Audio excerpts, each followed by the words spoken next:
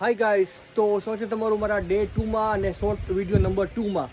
Last વિડીયોમાં તમે જોયું રૂખડ ઝાડ. તો અત્યારે હું આવી ગયો છું ભવનાથ ક્ષેત્રમાં જ મુચકુંડ ગુફા કહીને, કે જ્યાં ભગવાન શ્રી કૃષ્ણ દ્વારા સ્થાપિત શિવલિંગ છે. તો આપણે દર્શન કરવા જશું ભગવાન શ્રી કૃષ્ણ દ્વારા સ્થાપિત 5100 વર્ષ જૂની શિવલિંગ.